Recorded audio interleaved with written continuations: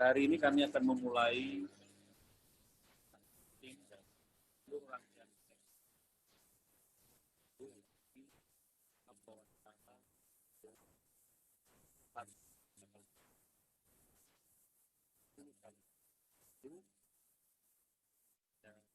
secara simultan juga kan tes yang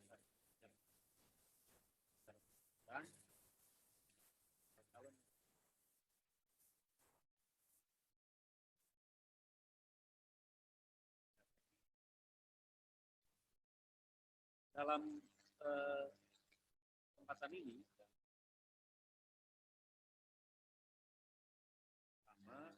terutama bagi teman-teman peserta ya, bahwa waktu yang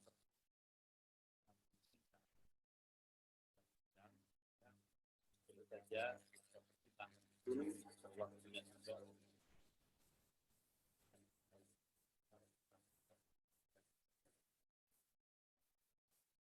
Yang kedua,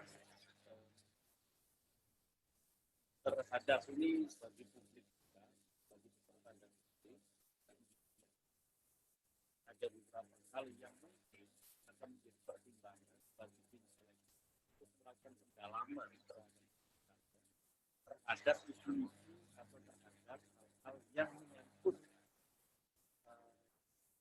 keluarga, yang menyangkut terkait dengan kesusilaan, yang terkait dengan sangat personal dan tidak mungkin yang ditanyakan dalam ini nanti akan berlaku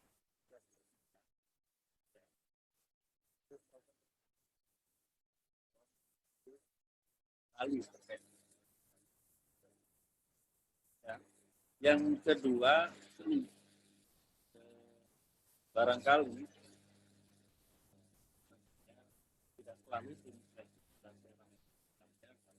setiap pertanyaan dari satu tim seleksi akan dilanjutkan dan pertanyaan.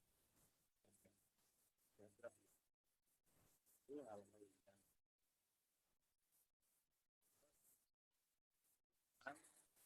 kemudian yang terakhir, tidak selalu hal-hal yang menjadi perhatian tim sel kepada calon itu ditanyakan. Informasi dibangun oleh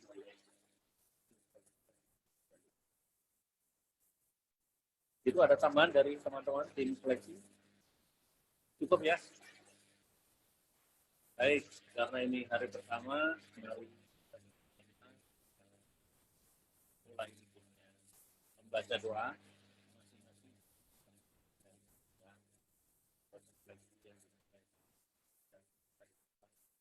dan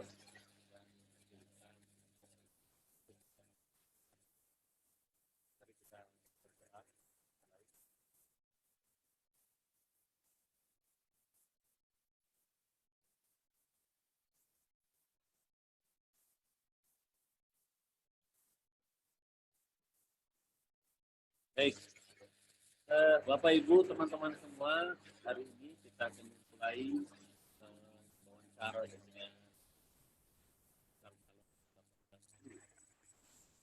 sesuai urutan berdasarkan hajat.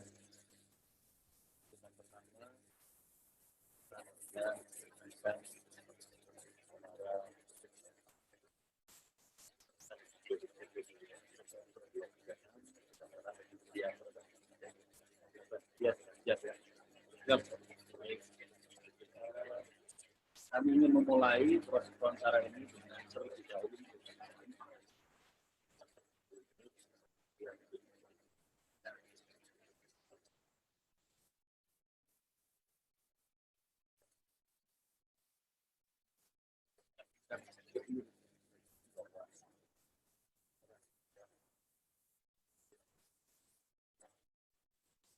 mulai.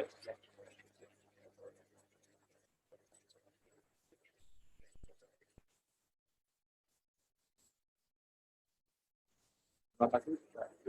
Mungkin boleh saya biar kita langsung. Oke, terima kasih. Assalamualaikum warahmatullahi wabarakatuh. Selamat pagi, salam sejahtera untuk kita semua. Pertama-tama saya ingin mengucapkan terima kasih Bapak Ibu Direktur Bawaslu telah mengenal saya sebagai calon Bawaslu untuk semua rekan saya yang melakukan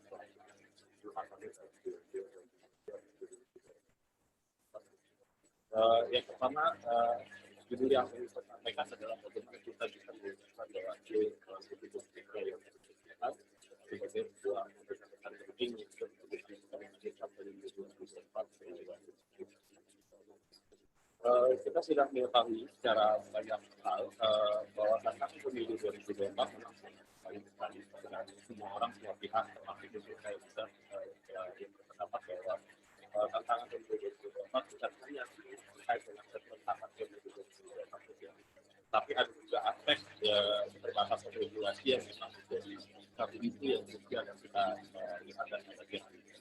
Tapi pada sisi yang lain ada tantangan yang juga memang menjadi bagian yang kita perbincangkan dari sebelumnya, bahwa ada masih kalau sebelum kita ada manipulasi, kecurangan, ada kemudian praktek dan termasuk juga bagaimana polarisasi politik dan juga politisasi kita masih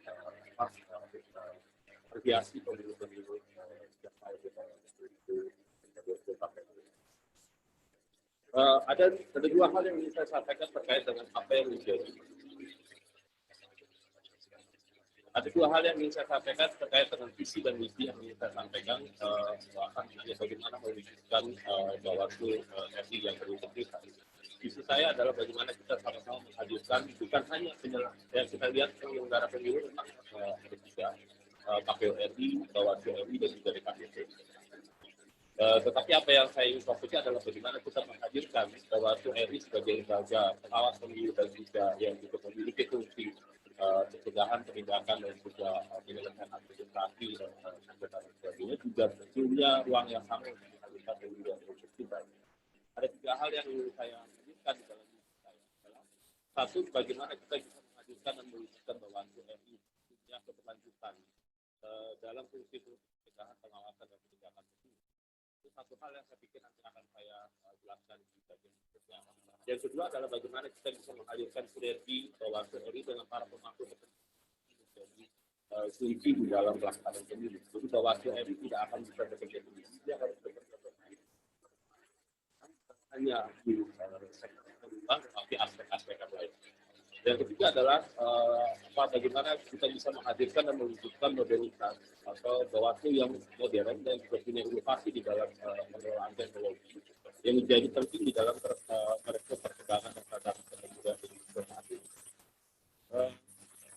Dari tiga hal misi tersebut, saya berpandangan bahwa yang dimaksud dengan yang dimaksud dengan keberlanjutan bahwa bagaimana kita bisa menghadirkan Bawaslu sebagai elemen penting di dalam Bawaslu adalah masyarakat.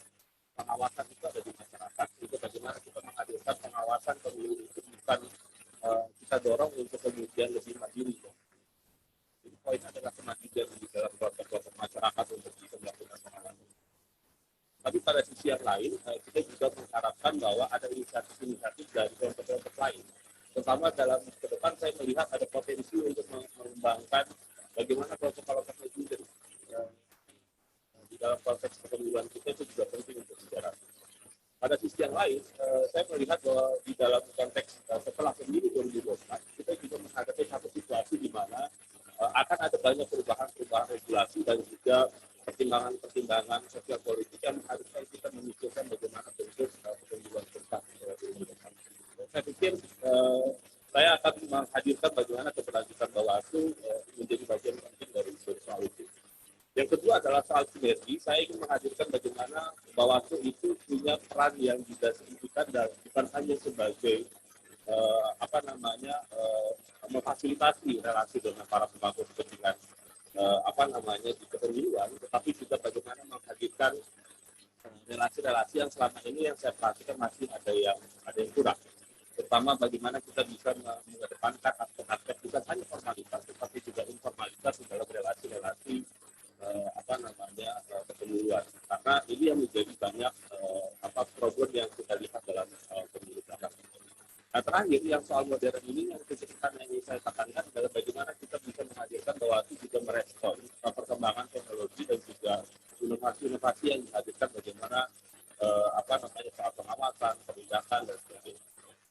Nah, ada terkait dengan tiga hal itu, saya ingin menyampaikan ada beberapa tawaran program yang mungkin akan bisa langsung saya dorong untuk kemudian kita bisa kerjakan secara bersama-sama di dalam Bawaslu. Terkait dengan keberlanjutan, fokus saya adalah dua hal, yaitu menuju 2024 dan pasca 2024.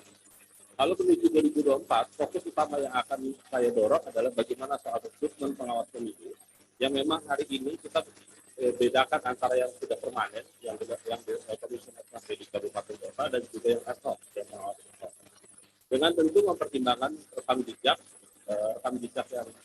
yang paling penting adalah soal integritas, aspek keterwakilan perempuan yang juga harus diperhatikan, dan juga satu hal adalah satu keberlanjutan yang saya dorong adalah ada modal yang sudah dikembangkan oleh Bawaslu dalam periode sebelumnya, itu adalah SKPP, kepala kaderisasi pengawas publik yang saya pikir ini menjadi modal yang untuk bisa dikembangkan lebih lanjut. Terkait dengan nomor satu tadi, saya berpikir bahwa ketika Bawaslu itu dikuatkan soal rekrutmennya, maka pada titik itulah maka saya berharap ada materi pelatihan yang jauh lebih luas, bukan hanya materi terkait dengan bagaimana pengawasan pemilu atau tahapan pemiluan, tetapi juga aspek-aspek yang jauh lebih penting soal itu. Jadi karena saya melihat bahwa ada upaya bisa kita kembangkan dalam pengembangan workshop terkait dengan itu, bukan hanya di pengawasnya, tapi juga di ASN-nya. Karena saya juga mendengar, karena saya juga kesulitan berinteraksi dengan teman-teman Bawaslu, ada kebutuhan soal bagaimana pengembangan pelatihan itu, sehingga aspek pencegahan, pengawasan dan penindakan itu bisa dilakukan. Terakhir pasca 2024, saya berkeinginan setelah kita melakukan evaluasi pencegahan, pengawasan dan penindakan sepanjang tahapan pemilu, maka setelah itu akan jadi satu bahan refleksi yang kemudian kita akan bisa dorong menjadi bahan masukan dan bahan diskusi kalau seandainya nanti pembahasan revisi undang-undang pemilu nomor 7 dan juga itu bisa dilakukan. Jadi Bawaslu saya pikir akan punya positioning yang harus ada gitu ya nanti ke depannya seperti apa. Yang kedua, soal sinergi tawaran program, saya pikir pertama adalah soal bagaimana memperkuat jaring kelompok masyarakat sipil yang selama ini sudah ada gitu ya mendukung Bawaslu. Yang kedua, saya ingin mendorong ada perluasan di jaring netizen. Influencer dan selebgram ini menurut saya hari ini menjadi sangat penting untuk diperhatikan karena mereka punya pengaruh yang luar biasa, dan saya pikir ini perlu untuk menjadi bagian yang tidak terpisahkan dari untuk mendukung kerja-kerja Bawaslu. Yang ketiga, saya juga ingin melakukan penguatan fungsi dan kerja dari sentra Gakumdu. Sentra Gakumdu ini kan jadi satu isu yang belakangan menjadi perhatian karena ketika terkait dengan politik uang dan politisasi identitas pasti ada keluhan-keluhan bahwa pidana pemilu terkait dengan itu masih kurang untuk dieksekusi. Nah, yang keempat, saya juga ingin mendorong bagaimana pembentukan satgas pengawasan cyber agar kemudian bisa menjadi lebih efektif. Yang lain adalah saya juga ingin mendorong bagaimana penguatan komunikasi informal antara para penyelenggara pemilu, baik itu di nasional dan daerah, ya, untuk kemudian bersama-sama menyukseskan pelaksanaan pemilu. Ide ini muncul karena ada banyak masukan-masukan untuk bagaimana kita bisa mengintensifkan komunikasi yang lebih baik gitu ya di antara para penyelenggara agar kemudian komunikasi juga. Terakhir adalah tentu bagaimana menjaga komunikasi dengan stakeholder yang lain. Terakhir dari sisi aspek modern yang saya ingin sampaikan adalah satu soal integrasi semua platform dan digitalisasi data terkait pencegahan, pengawasan dan penindakan pemilu. Yang hari ini memang Bawaslu sudah memiliki itu, tapi maksud saya adalah mungkin alangkah baiknya itu bisa dijadikan satu platform yang sama, sehingga kemudian semua orang bisa mengakses itu. Yang lain adalah bagaimana memperkuat kapasitas komisioner dan ASN Bawaslu terkait dengan dunia digital dan internet ini yang menurut saya juga perlu untuk dikuatkan, dan juga penguatan dan perluasan jaring pengawasan dunia digital bersama penyedia layanan media sosial seperti Facebook, Twitter dan sebagainya. Terakhir adalah bagaimana memperkuat dan memperluas ruang gerak sosialisasi, terutama bagaimana kita bersama-sama untuk menekankan aspek literasi pengawasan digital. Itu kira-kira Bapak Ibu Inspeksi yang terhormat yang bisa saya sampaikan. Terima kasih. Assalamualaikum warahmatullahi wabarakatuh. Pas 10 menit. Baik. teman-teman tim seleksi akan berjalan dengan beberapa pertanyaan.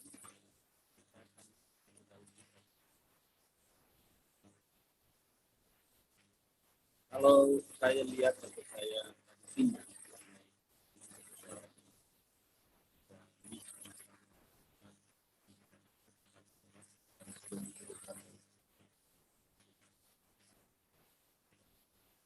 dan saya apakah program-program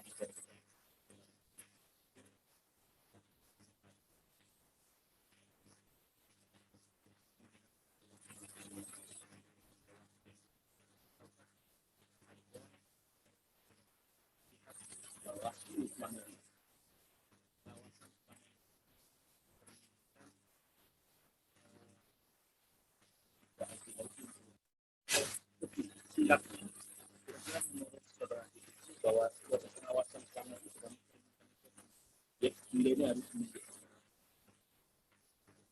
Terima kasih Fajri atas pertanyaannya. Saya pikir ini menjadi bagian refleksi saya selama interaksi saya bersama para penyelenggara pemilu, baik itu KPU dan Bawaslu. Saya melihat dan memperhatikan pertama dari aspek pengawasan pemilu dan juga kerja-kerja Bawaslu masih ada hal-hal yang saya pikir masih perlu untuk dikembangkan. Apalagi tantangan pemilu 2024 yang tadi sudah saya sampaikan itu memang begitu berat gitu ya, dan tidak mudah. Saya pikir ada aspek-aspek di dalam yang sudah dilakukan Bawaslu soal pengawasannya juga sudah menurut saya sudah baik gitu ya. Cuma perlu ada pengembangan terkait dengan kerja-kerja yang lebih ekspansif, terutama ini proses yang sedang kita juga bicarakan bagaimana menghadirkan pengawasan yang lebih menyentuh aspek dunia digital bagi kita guru. Karena saya perhatikan ini yang menjadi problem yang di sisi lain soal regulasi ya. Regulasi memang ada banyak keterbatasan juga. Tapi sisi-sisi yang lain saya pikir masih ada ruang yang masih bisa dilakukan agar kemudian teman-teman pengawas pemilu di Bawaslu, termasuk juga para komisioner dan juga seluruh komponen di Bawaslu untuk bisa lebih aware gitu ya terhadap pengawasannya, dan juga bisa melakukan upaya-upaya melakukan penindakan dan juga memberi efek jerah gitu ya terhadap pelanggaran. Jadi ini adalah sebuah bentuk refleksi saya, Pak Juri dan juga Pak Firsa sekalian. Karena saya sebagai seorang akademisi tentu seringkali berpikir bagaimana kita bisa mencari cara upaya gitu agar kemudian kita bisa menghadirkan sesuatu yang baik, yang baru gitu ya, dengan tantangan-tantangan yang kita juga bukan yang luar biasa. Itu kira-kira saja.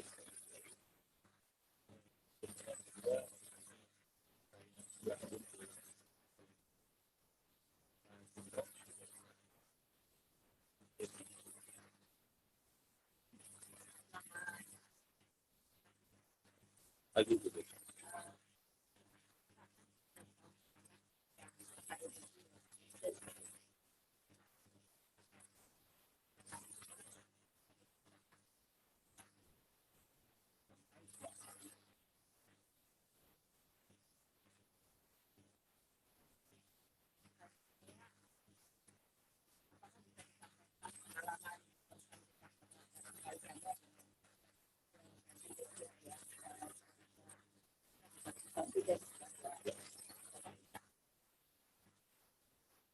Terima kasih Bu Besi. Dalam 5 tahun belakangan tadi yang sudah disampaikan, saya berinteraksi yang cukup dengan teman-teman Bawaslu. Ada beberapa ide gagasan yang memang kami bicarakan secara bersama-sama. Karena Bawaslu, terutama di beberapa divisi, itu memang mengajak peran serta akademisi dan juga teman-teman secara intensif. Jadi saya memasukkan beberapa ide dan kemudian kami eksekusi secara bersama-sama. Ya, paling tidak minimal waktu itu saya ingat tahun 2018 ada satu buku berisi tentang pembiayaan pemilu di Indonesia, dan saya pikir itu satu buku yang relatif baru gitu, untuk membicarakan secara komprehensif terkait dengan bukan hanya teori konsep, tapi juga masalah-masalah yang terkait dengan pembiayaan pemilu. Dan itu diinisiasi oleh Bawaslu dan kami diajak ikut serta untuk menjadi bagian dari itu. Setelah itu saya ikut serta juga dalam evaluasi pilkada 2000 evaluasi pilkada sebelumnya ada 6 buku, jadi dari 1 buku jadi 6 buku, dan terakhir di 2020 evaluasi pelaksanaan pilkada jadi 34 buku. Jadi itu yang saya menjadi bagian dari apa yang sudah, tapi itu peran saya sebagai seorang akademisi menjadi bagian dari teman-teman yang menemani Bawaslu untuk menjadi bagian dari itu. Nah, di sisi yang lain, saya juga mendapat beberapa dana riset begitu yang terkait dengan isu pemiluan dari Ubah Bukti ada, terus kemudian tahun 2020 juga saya memberikan evaluasi pemilu dari Kemendagri gitu ya. Jadi dan semua peran saya memang sebagai inisiator dan juga ketua tim berikutnya. Itu kira-kira begitu.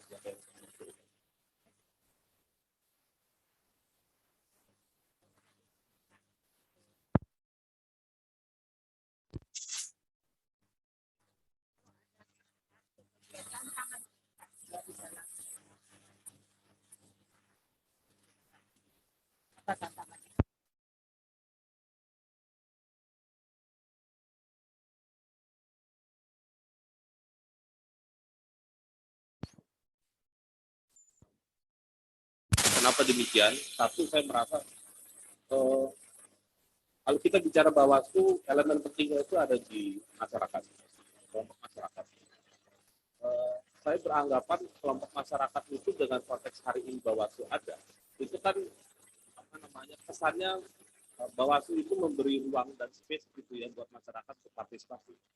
Tapi tantangan yang ingin kita hadirkan seharusnya adalah masyarakat yang benar-benar mandiri, masyarakat yang benar-benar punya kepedulian yang sangat tinggi terhadap kepemiluan, sehingga dia tidak perlu untuk didorong oleh Bawaslu, tapi dia bisa melapor dengan sendirinya.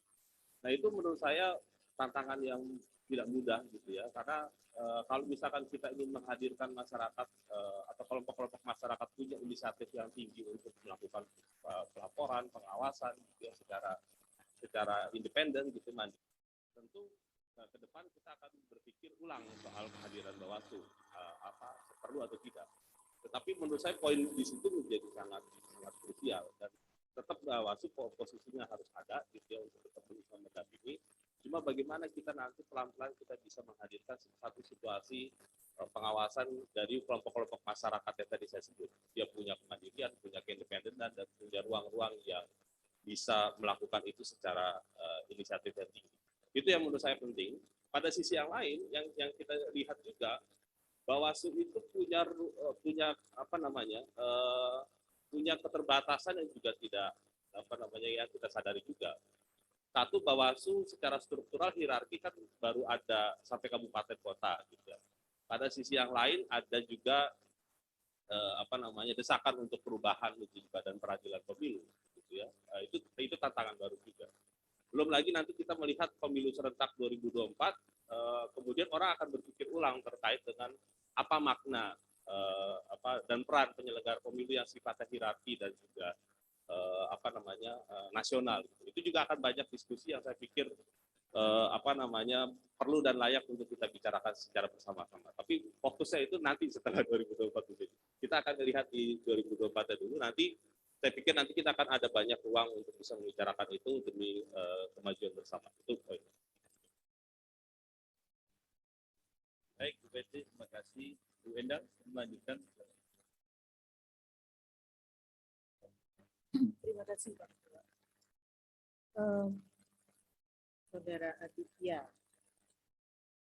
ini kan ada banyak ya tulisan tentang itu pengawasan pemilu gitu, dan memang concern di situ. Nah, saya ini mau nanya, tapi Anda kan tidak lagi ke depan itu menjadi pengamat ataupun peneliti dalam konteks, meskipun itu bisa juga dilakukan. Nah, pertanyaan saya gini, secara praktis aja, ketika Anda melaksanakan tugas di luar undang-undang,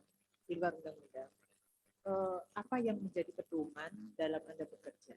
Di luar undang-undang kan undang-undang mesti ya, undang-undang pemilu tentang itu apa aja? Ya, saya pikir ketika terkait dengan apa namanya peran dan fungsi kita sebagai taruhlah nanti kalau memang seandainya takdir saya sebagai komisioner, maka itu yang menjadi fokusnya. Tapi ketika itu dilakukan di luar undang-undang, maka tentu saya harus membatasi apa yang bisa saya lakukan. Iya. Jadi misalkan sebagai contoh, kalau misalkan tadi Bu Endang ingin Aturan apa saja di luar undang-undang yang harus menjadi perhatian Anda? apa namanya, kalau dari sisi saya, tentu saya kan sebagai dosen, gitu ya, maka saya ada batasan soal itu yang nanti kalau misalkan dosen dan juga ASN, jadi tentu saya harus menghentikan apa namanya sementara untuk pekerjaan saya dari situ. Di sisi yang lain tentu dari aspek apa yang bisa saya lakukan tentu ya tetap memperdobi dengan keterbatasan itu.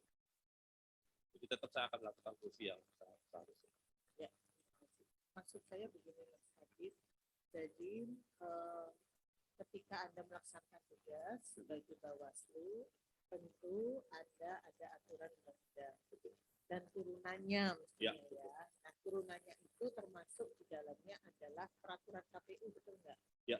Nah, ketika kemudian ada kasus misalnya ya, kita peraturan KPU sudah ada, ya kan? Kemudian ada hal-hal yang sudah dilakukan oleh KPU, ya kan? Kemudian sesuai dengan peraturan, tapi Anda merasa bahwa itu tidak benar. Anda kan bisa memberikan rekomendasi, bukan begitu ya? Nah, ketika rekomendasi itu kemudian bertentangan dengan peraturan KPU, menurut Anda itu benar atau salah? Ya, kalau saya rujukannya tetap di undang-undang dan fungsi dari apa yang seharusnya dilakukan oleh Bawaslu. Jadi apa namanya, kita akan lihat dari rujukan itu. Artinya ketika misalkan ada satu kasus atau cerita di mana posisi Bawaslu bisa berbeda dengan apa yang seharusnya dilakukan oleh KPU, maka yang akan bisa saya lakukan tentu sebagai, karena Bawaslu juga kan kolegial, maka pembicaraan itu menjadi sangat penting, pembicaraan kolegialitas. Tetapi kerap kali yang menjadi problem kemudian adalah interpretasi ini yang kemudian menjadi sangat berbeda. Interpretasi hukum yang kemudian menjadi celah kemudian di antara kedua penyelenggara pemilu KPU dan Bawaslu yang seringkali dan kemudian diekspos oleh publik. Dan ini menurut saya adalah kalau memang positioningnya Bawaslu jelas dia sesuai dengan undang-undang, maka itu yang harus dilakukan. Dan cuma problemnya kemudian Bu Endang ini media ini kemudian menjadi blow up dan segala macam tanpa memahami konteks atau alasan argumen yang sesungguhnya yang kemudian yang selalu kemudian mempertentangkan antara para penyelenggara pemilu ini. Itu yang menurut saya menjadi sangat dilematis. Di sisi itu menurut saya yang bisa dilakukan tadi pendekatan yang saya ingin kedepankan adalah bagaimana kita bisa membangun dan menjaga komunikasi yang intens dan informal itu dengan teman-teman para penyelenggara terutama KPU. Sehingga tentu teman-teman akan bisa memahami dan mengerti kenapa Bawaslu harus mengambil posisi di sini dengan dasar-dasar argumen, dasar hukum yang memang sudah ada, sehingga reaksi yang berlebihan mungkin kita akan bisa minimalisir. Itu kira-kira. Dalam kasus saja ya, satu kasus misalnya. Bagaimana Mas Adit karena juga memperhatikan, ya kan, meneliti dan juga menuliskan kasus misalnya terkait dengan diloloskannya misalnya ya calon yang pernah terpidana korupsi dan belum sampai 5 tahun. Menurut pandangan Anda seperti apa? Ya, ini jadi satu diskusi yang kemarin saya perhatikan serius ya. Satu sisi yang saya perhatikan dilematisnya adalah ada ruang celah di mana aturan hukumnya itu memang memudahkan untuk orang punya argumen dan sebagainya. Pada sisi yang lain, fungsi dari yang dilakukan oleh KPU untuk menyatakan itu juga ada kesempatan untuk mengatakan ya atau tidak, atau ada inisiasi untuk melakukan itu atau tidak. Nah, problemnya adalah apa namanya yang saya perhatikan adalah argumen ini tentu harus ada satu posisi yang kuat argumen hukumnya, dan menurut saya menjadi sangat penting untuk mengatakan apakah seorang seorang caleg yang korupsi mantan koruptor gitu ya, itu perlu untuk kemudian dihukum atau tidak. Orang tentu akan menganggap bahwa itu menjadi satu diskusi yang perlu untuk didorong gitu ya. Tapi menurut saya yang penting adalah keputusannya itu apakah memang secara kolektif itu memungkinkan untuk kita mengiyakan soal menolak atau tidak mendukung. Jadi kalau pandangan saya adalah seharusnya Bawaslu punya sikap posisi yang relatif sama dengan apa yang dilakukan oleh KPU untuk mengatakan bahwa tapi harus ada penguatan di aspek regulasi hukum. Nah, ini yang PR-nya yang perlu untuk disamakan itu. Ya, Ya, saya karena ini topik yang sedang ini, pertanyaan Bu Endang adalah apakah seorang mantan koruptor bekas narapidana koruptor bisa diterima apa enggak? Itu bukan diskusi. Ya, begini. Mungkin Anda bisa lebih meyakinkan positioning Anda terhadap hal ini. Dari pengalaman Anda adalah pengamat. Sementara kalaupun Anda terpilih, Anda harus berhenti jadi pengamat. Ya, betul. Anda perlu memutuskan. Ya, kalau jawaban Anda adalah bahwa KPU perlu punya positioning, Bawaslu perlu punya positioning yang jelas mengenai hal ini, pertanyaan Bu Endang adalah positioning Anda apa? Ya. Kita nggak nanya bagaimana mekanisme pengambilan keputusan. Ya, kalau saya positioning saya jelas tentu caleg yang korupsi itu ya tidak diperbolehkan, gitu ya. Karena menurut saya itu itu yang harus kita dasarnya apa? Dasarnya tentu kita tentu melihat bahwa dari sisi ketidakpantasan itu menjadi penting. Karena pengalaman yang saya perhatikan dan lihat dalam beberapa tahun-tahun sebelumnya, dan juga banyak riset-riset yang membuktikan bahwa caleg kepala daerah dan segala macamnya itu memang banyak yang korupsi, Pak. Jadi menurut saya itu yang tentu kita harus berjalan. Apakah ketidakpantasan sudah cukup untuk menyatakan nggak boleh? Karena ini kita berhadapan dengan banyak orang loh. Apakah kemudian nanti Anda bilang bahwa ini tidak boleh karena ketidakpantasan, itu nanti digugat? Ya, kalau cuma dasarnya ketidakpantasan. Ya, saya pikir bukan hanya ketidakpantasan ya. Ini soal juga menyangkut soal dia punya dasar hukum yang sebelumnya sudah melekat di situ, gitu ya. Terus yang kedua adalah soal etika yang menurut saya juga penting untuk dilihat dan dijaga secara bersama-sama, gitu ya. Terus yang ketiga menurut saya adalah memang penting untuk kemudian kita bisa menjaga secara bersama-sama terkait dengan aspek ini. Buat pembelajaran kita ke depan bahwa seharusnya ini bagaimana kita menjaga pemilu itu benar-benar bisa berintegritas. Oke, kata-kata saja ya jawaban Anda. Terakhir, kalau Anda ini kan mau menjadi anggota KPU, anggota Bawaslu, ya kan?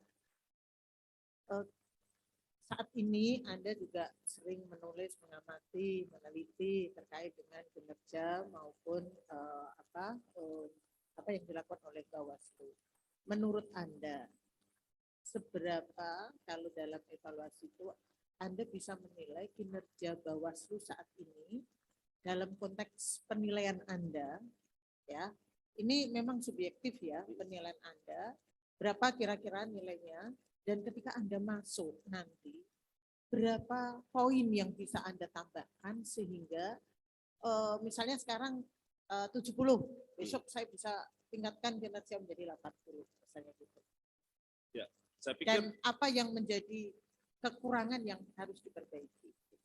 Ya, saya pikir Bu Endang, poin yang bisa saya sampaikan kalau seandainya ukurannya 1 sampai 10, mungkin saya berpikir 6,5 itu sampai bisa kita bicarakan hari ini, gitu ya. Jadi kalau modalnya memang sudah ada dan sudah baik gitu ya, dan saya pikir ini nanti akan bisa didorong lebih baik menjadi mungkin 7,5 atau 8 gitu ya, seandainya kalau misalkan kita bisa berada di sana.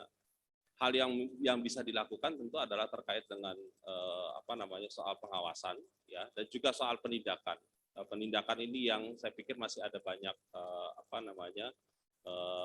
PR gitu ya, untuk kemudian didorong menjadi jauh lebih banyak. Pertama, bagaimana kita bisa mendorong efek jera kepada para pelanggar pemilu. Itu kira-kira. Terima kasih Bu Endan. Selanjutnya Prof. Hamdi. Terima kasih Bu Ketua. Pertama selamat dulu untuk Bu Naditya yang sudah sampai pada tahap Bapak Besar. Saya ada pertanyaan menyambung dari makalah Anda. Menurut Anda, bagaimana postur Bawaslu dalam pengertian satu mungkin postur personel yang menurut Anda pas lah untuk komposisi 5 orang. Oke ya.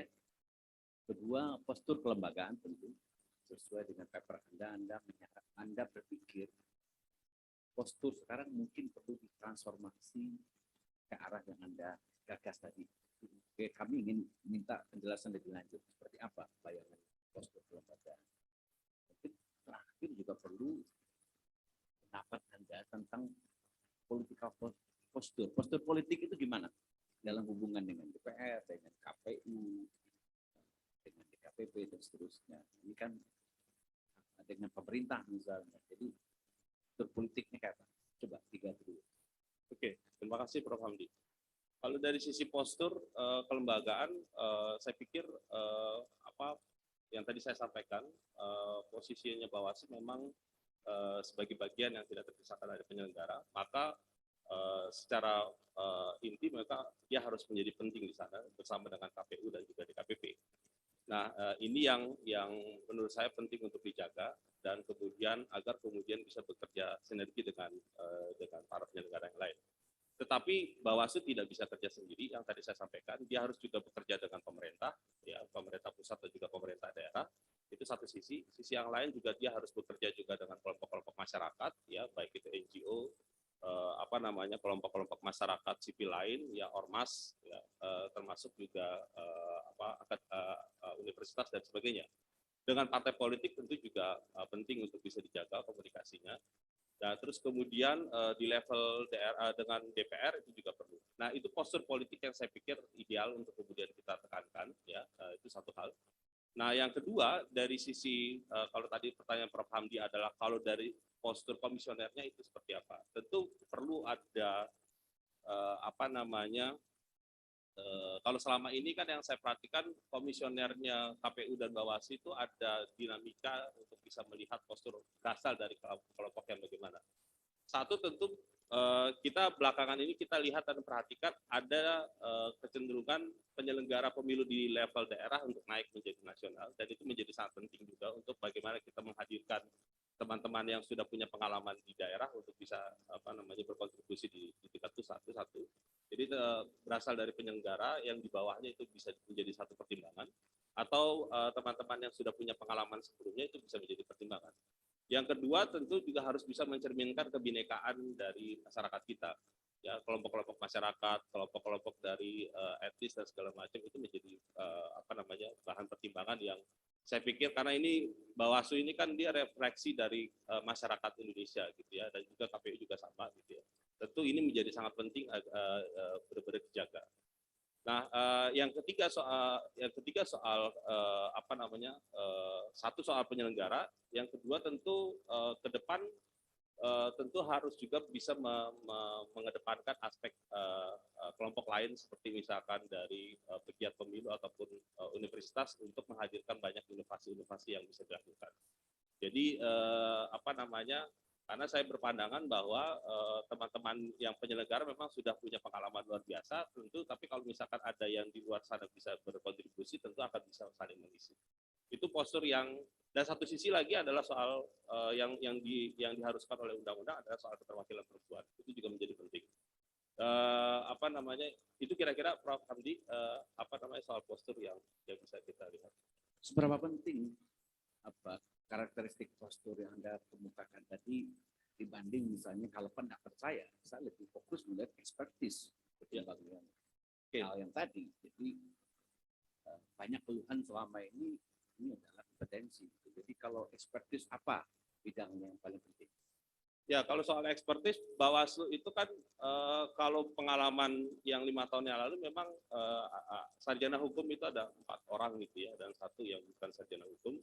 Dan saya pikir ke depan dengan konteks dan kompleksitas yang apa namanya yang banyak gitu ya, saya pikir perlu untuk bervariasi, Prof. Hamdi, apa namanya karakter kompetensi yang tadi dimaksud. Jadi ada sarjana hukum, sarjana sosial atau sarjana politik ya, atau bahkan kalau ada dari sarjana teknologi gitu ya untuk bisa menjadi ikut serta di sini itu juga jauh lebih baik.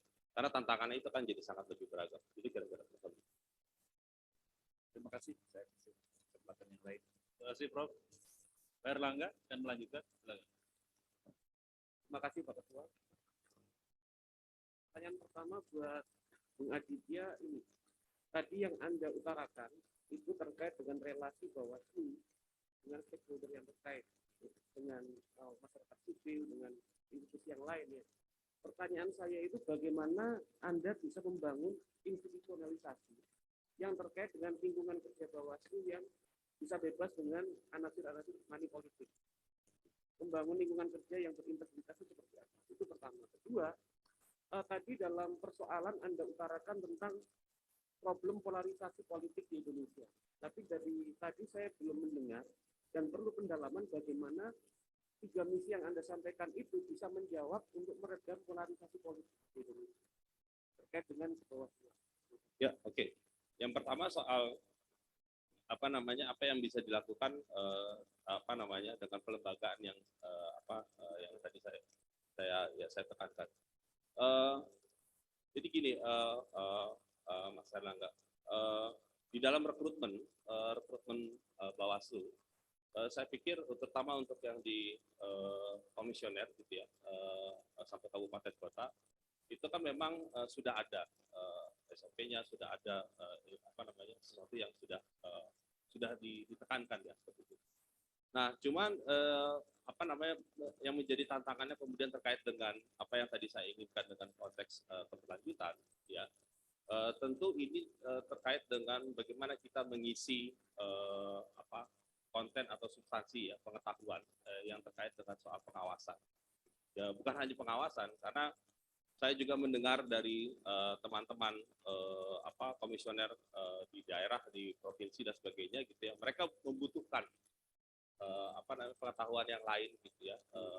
Memang sampai hari ini mereka juga sudah punya banyak pelatihan pengetahuan seperti misalkan mediasi di dalam adjudikasi dan sebagainya itu sudah ya. Tetapi ini kalau coba saya bandingkan dengan apa yang di KPU gitu ya, di KPU kan ada program tata kelola pemilu gitu ya, untuk kemudian mereka bisa bersekolah gitu ya, dan kebetulan tempat kami juga salah satunya ada di sana gitu. Dan sementara Bawaslu belum untuk sampai sejauh ini. Ini memang hanya untuk di level ASN.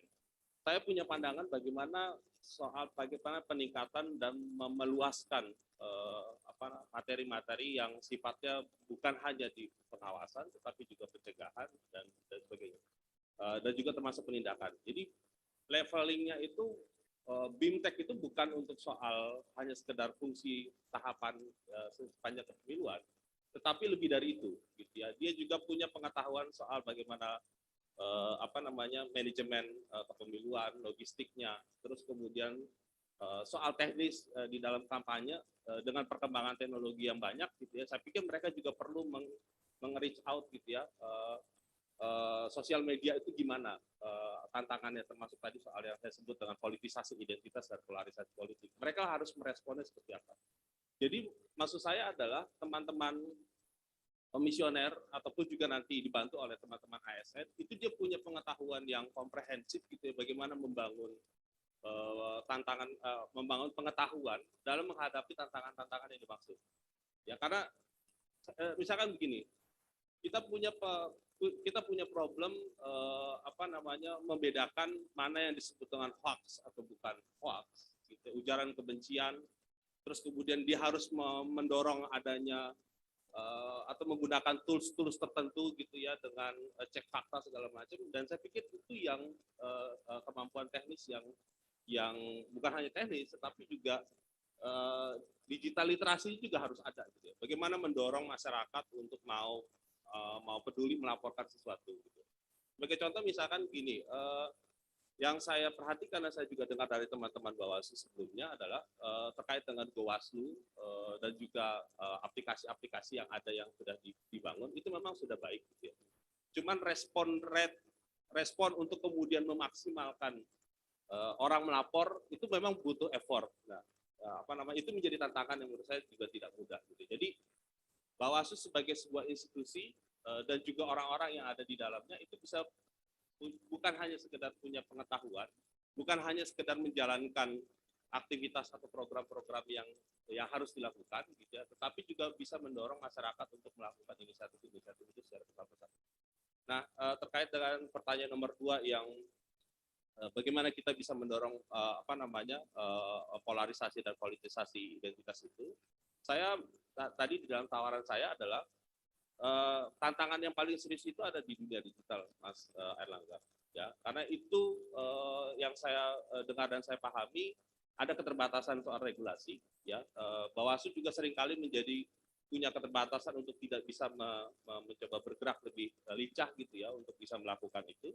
Oleh karena itu saya tawarkan bagaimana membentuk satuan tugas cyber itu, jadi bekerja sama dengan polisi, bekerja sama dengan Kominfo gitu ya, yang memang ini belum ada gitu ya, atau juga bisa berdiskusi dengan Facebook ya, yang kemarin dari hasil diskusi dengan teman-teman di Bawaslu, Facebook memang sudah ada inisiatif untuk melakukan itu, tapi yang di tempat lain itu belum ini, jadi kita bisa reach out di area lain untuk kemudian bisa mengembangkan aspek itu.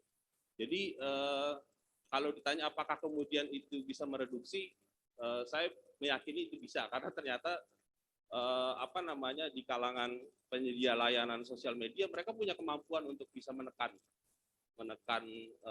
informasi itu secara meluas gitu ya, asal bisa diajak duduk bersama untuk bagaimana menghentikan itu. Jadi itu kira-kira masalah.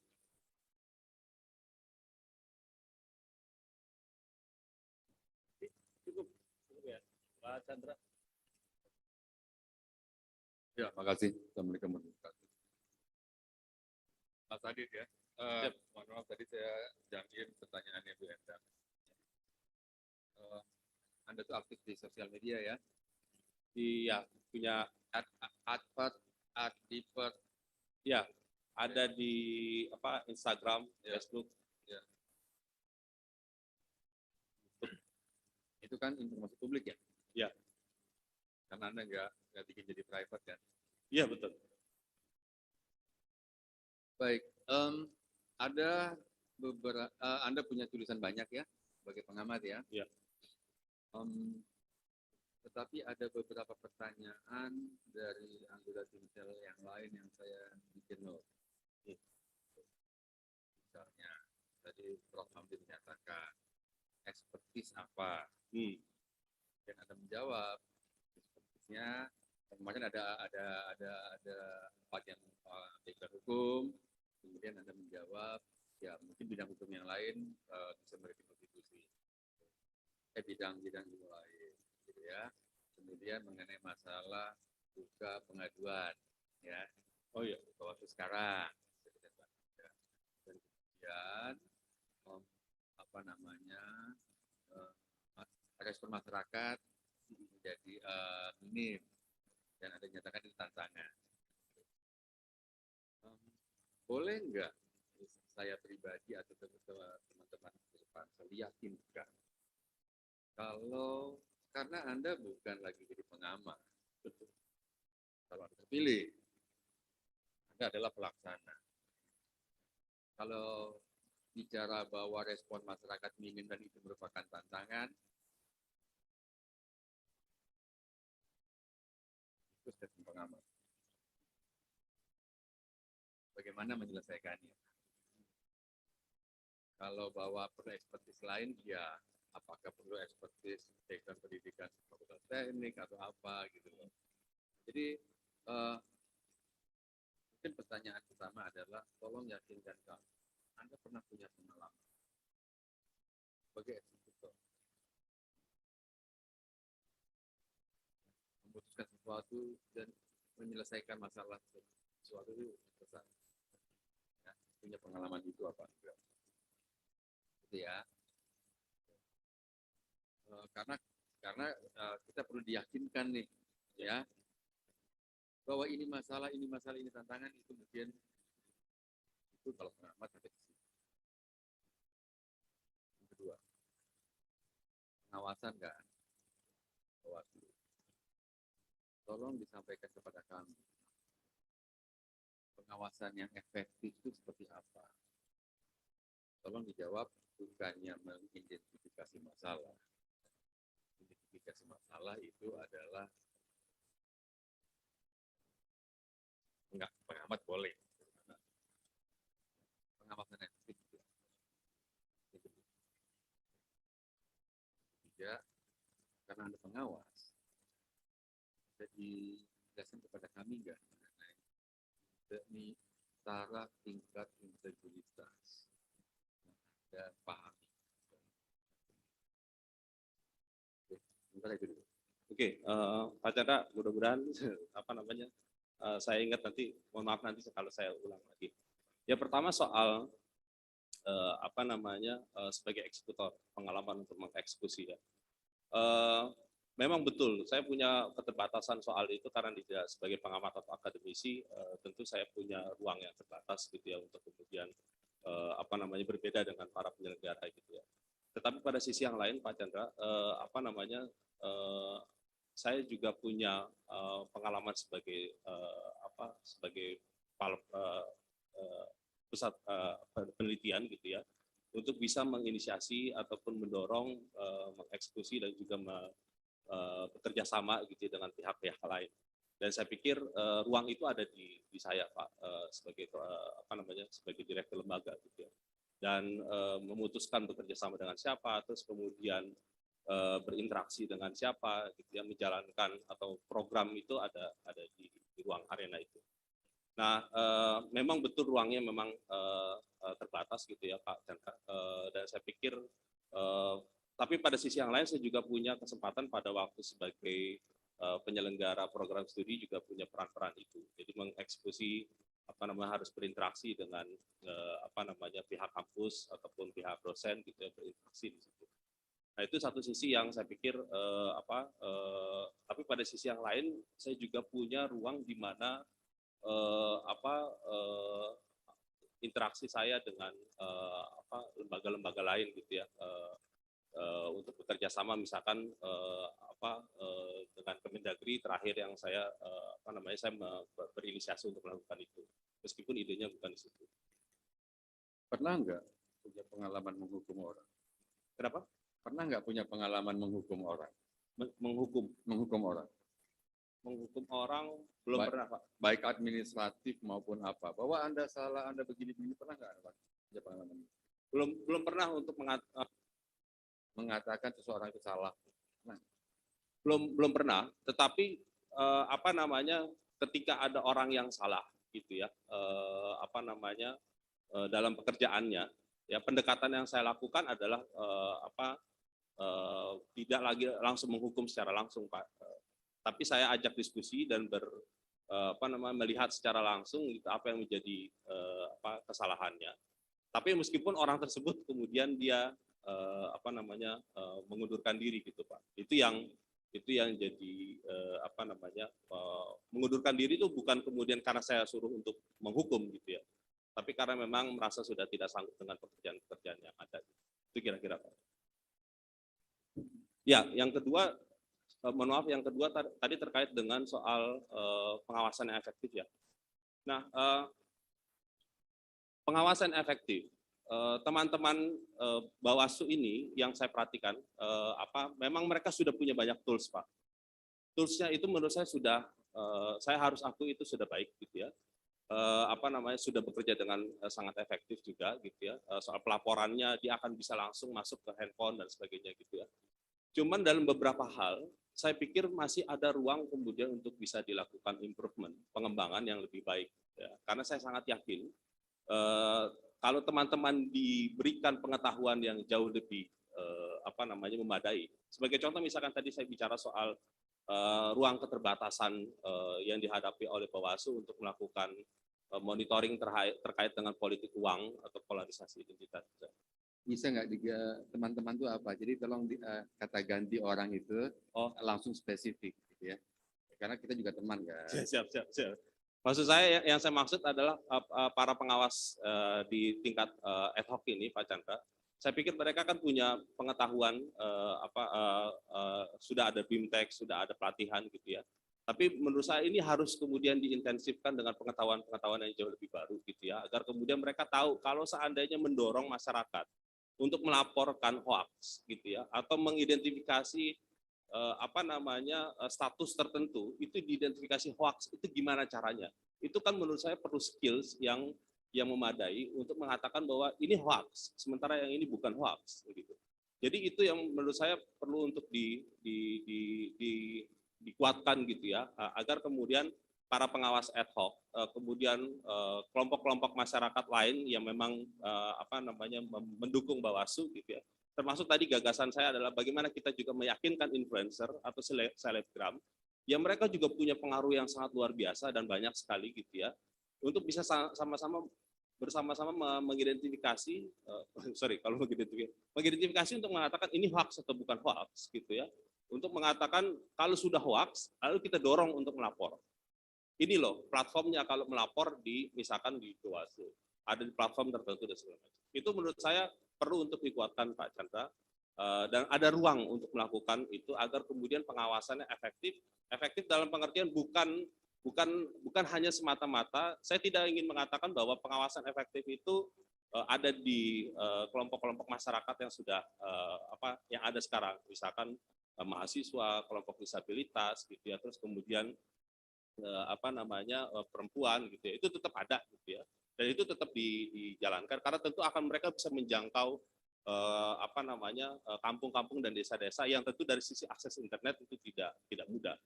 Tapi pada sisi yang lain, ini kan tantangan yang banyak itu ada di sisi di dunia digital, Pak Chandra. Ini yang tadi saya tekankan, bagaimana kita bersama-sama untuk bisa mendorong kelompok-kelompok masyarakat itu benar-benar aware, termasuk para influencer, selebgram soal itu. Itu, Pak.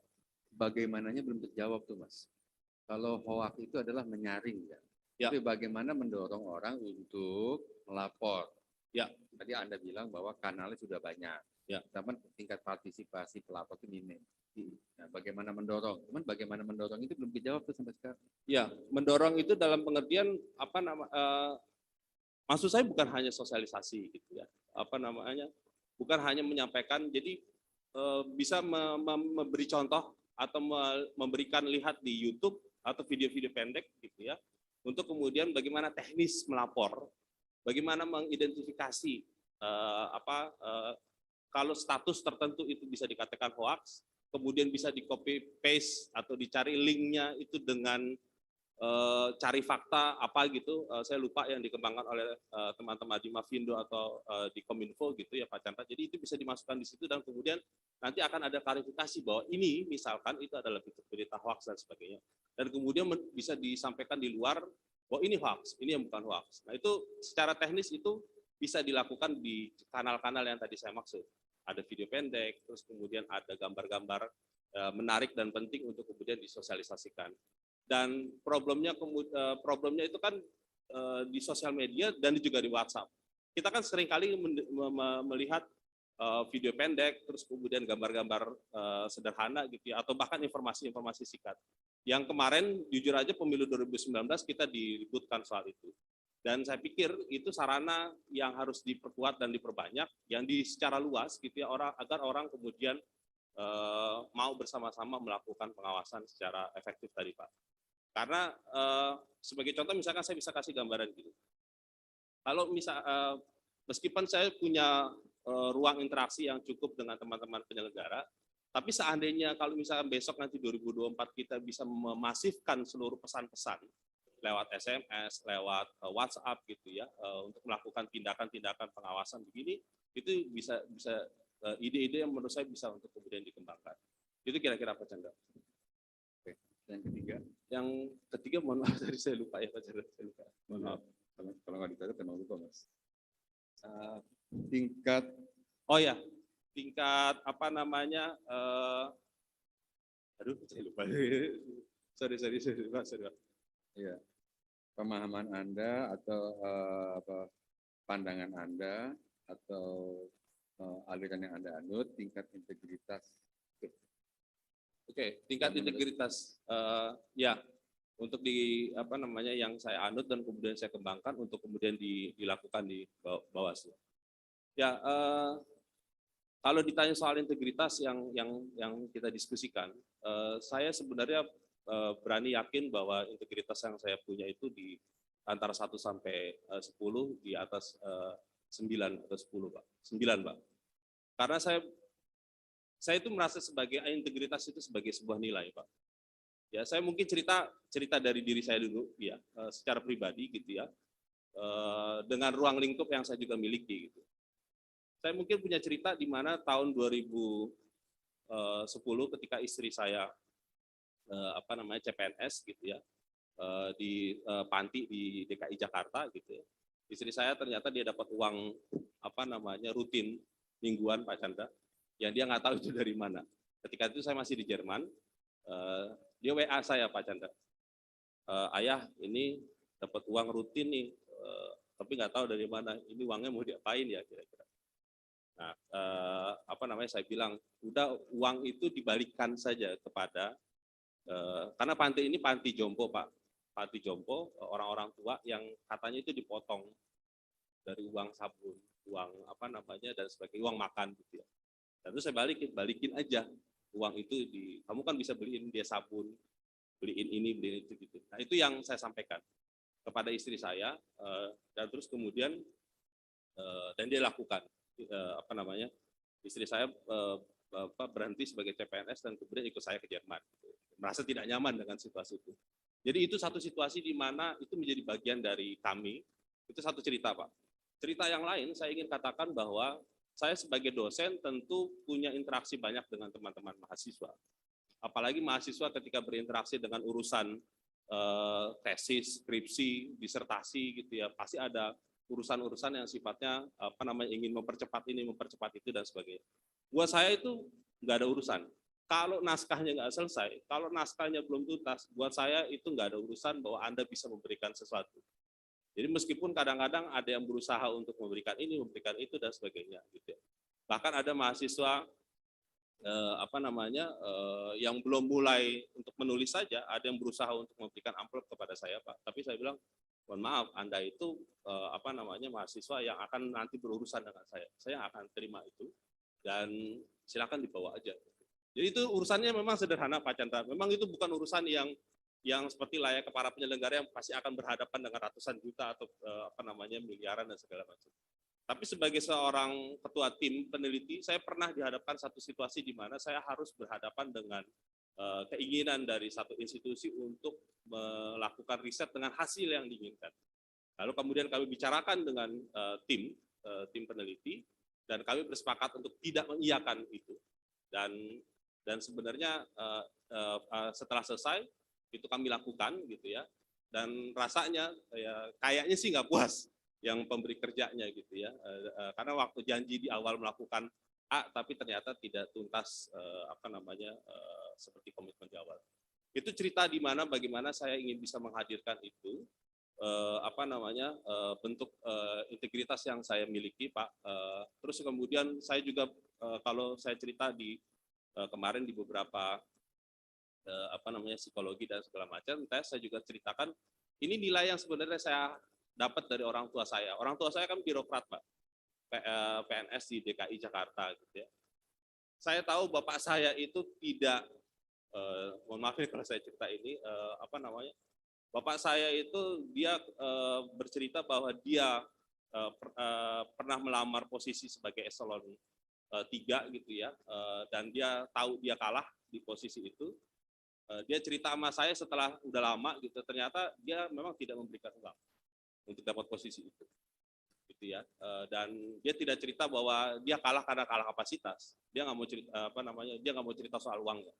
Dan dia baru cerita bahwa dia nggak mau membayarkan uang sekian itu untuk kemudian naik jabatan. Jadi itu cerita bagaimana saya secara individu Pak Chandra. Pada sisi yang lain di lembaga saya di Puskapol, saya mengedepankan prinsip transparansi dan keterbukaan. Saya berbicara dengan teman-teman di kami semua itu sangat terbuka, Pak. Jadi gaji saya, honor kita secara bersama antar semua pihak, semua orang yang ada di situ kita tahu semua. Jadi saya merasa ketika keterbukaan itu disampaikan gitu ya, maka kemudian nggak ada kecurigaan. Ketika nggak ada kecurigaan, kita akan bisa saling yakin dan percaya diri untuk mengatakan bahwa ini pekerjaan bisa diselesaikan dengan baik gitu ya, asalkan kita yakin. Jadi teman-teman di tempat saya di kampus di lingkungan saya ini itu bisa tahu saya itu terima uangnya berapa gitu ya, dari pekerjaan ini. Terus kemudian mereka juga tahu ketika ada satu budget anggaran yang harus dilakukan, kita baca sama-sama. Karena saya meyakini bahwa ini uangnya kalau misalkan kita pakai kita puterin lagi ya.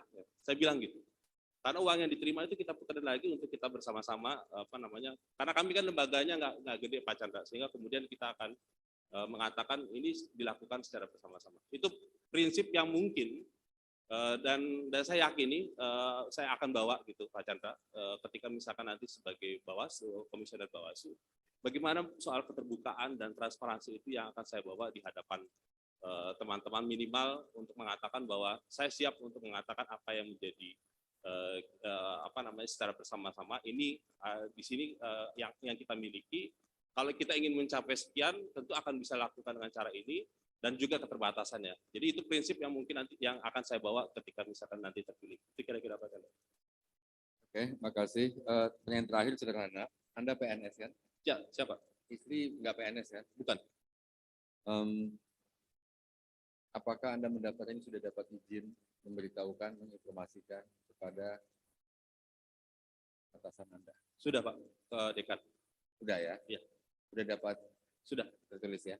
Sudah siap. Oke, itu aja. Terima kasih Pak Ketua, saya kembalikan. Terima kasih Pak Chandra. Masih ada 5 menit kira-kira. Pak Ketua terakhir. Ya, makasih 5 Ya. menit. Pak Hamdi, silakan. Ya, jadi ini mungkin akan saya tanyakan juga ke seluruh peserta yang lain. Ini sebisa saja. Jadi saya yakin bahwa dari 20 peserta ini orang yang berasal dari komunitas yang hampir sama lah. Saling mengenal satu sama lain. Sedikit banyak begitu. Jadi ini saya tanyakan juga 2017 dulu. Kalau Bapak mengamati dari 20 itu, ya, tentu Bapak confident, Pak Aditya, bahwa saya akan terpilih satu dari antara 25 Bawaslu, kira-kira begitu. Kalau Anda boleh memilih dari 20 itu 4 orang yang Anda anggap layak untuk masuk Bawaslu siapa? Ini harus disebut ya, Pak Hamdi. Sebut aja, nggak apa-apa. Nanti saya tanya juga yang lain. Jadi ini gitu bagian juga dari sportivitas, bagian juga dari kebesaran hati, misalnya untuk mengakui menurut pandangan saya dengan seluruh penilaian yang saya bisa pertanggungjawabkan, orang ini layak untuk jadi Bawaslu. Nanti saya fair, saya akan tanyakan juga ke 19 yang lain. Ya, saya janji. Meskipun nggak enak juga nih. Nggak apa-apa. Ini disaksikan publik, nggak apa-apa. Itu bagian dari transparansi juga, nggak apa-apa. Itu namanya metode peer nomination. Oke. Yang ya nanti Anda bisa mempertanggungjawabkan juga kenapa Anda memilih si A, si B, si C itu lebih pantas gitu. Nanti kita putar aja semua, jadi adil kan semua data ini. Gue tanya juga. Silakan. Saya pilih 4. Oke, perlu alasan? Nggak usah. Kita yakin Anda sebagai orang yang berintegritas, Anda sebagai orang yang mengamati situasi kebawasluan ini, Anda bukan orang asing dalam komunitas ini, Anda punya argumen-argumen yang bisa dipertanggungjawabkan, ya, sebagai sosok yang berintegritas, sosok yang punya pengetahuan yang memadai untuk soal ini. Kami yakin apapun dalam hati Anda, pertimbangan yang Anda pilih, itu sebenarnya bisa ya Anda pertanggungjawabkan juga.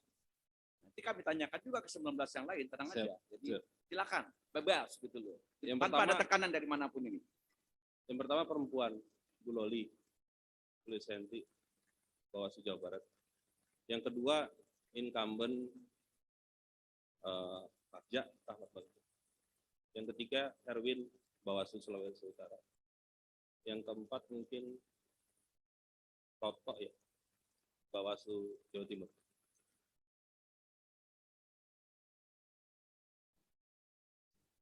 Lima Lima termasuk saya, dia Pak. dong.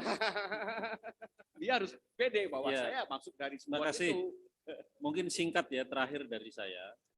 Kalau Anda ini kan Mas Adit ini ya bukan penyelenggara, lebih banyak sebagai peneliti dan pengajar di kampus. Nah, karena itu saya ingin menanyakan, Bawaslu ini kan organisasi sangat besar. Di 34 provinsi, 514 kabupaten kota, nanti juga ada di tingkat kecamatan, di tingkat kelurahan, di tingkat pengawas TPS. Jadi kira-kira bagaimana strategi Bawaslu pusat di mana Anda menjadi salah satu komisionernya bisa mengendalikan organisasi sebesar ini supaya dari pusat sampai daerah itu betul-betul menjadi organisasi yang bersifat nasional. Perintah, aturan, kendali bisa dijalankan secara sama, serentak, dan sejalan antara pusat dan sampai tingkat paling bawah. Di mana Anda sebetulnya relatif tidak punya pengalaman mengendalikan organisasi yang sangat besar. Kira-kira gitu. Oke, terima kasih Pak Juri. Saya pikir karena ini organisasi yang besar, tentu komunikasi yang intensif itu menjadi sangat penting. Jadi ruang koordinasi di antara para penyelenggara itu menjadi sangat utama gitu ya. Dan juga jalur komunikasi itu kan bisa dilakukan dalam banyak hal, bisa dalam bentuk rapat-rapat atau rapat koordinasi yang sifatnya formal gitu ya, tapi yang secara informal tentu juga menjadi sangat penting di WhatsApp group atau di grup-grup lain gitu ya, sehingga itu yang menjadi acuan saya Pak Juri untuk kemudian kita tingkatkan koordinasi. Karena nanti prinsipnya adalah yang saya inginkan adalah koordinasi antara level sebagai pusat tentu akan berkoordinasi dengan yang di provinsi, yang provinsi dia bertanggung jawab kepada yang di level kabupaten kota. Nah di titik itu dengan para komisioner itu kita akan bisa masuk di area itu koordinasinya. Itu kira-kira Pak Juri. Baik, terima kasih Pak Adit. Waktunya sudah habis. Kami sudah mendengarkan semuanya dan tambah dengan berbagai pertimbangan nanti kami akan memutuskan apakah masuk 10 besar. Cukup ya Bapak Ibu. Terima kasih Mas Adit. Oke, selamat beristirahat. Terima Dan kasih. besok sudah tes kesehatan. Oke, terima kasih Bapak Ibu tim saya mohon izin.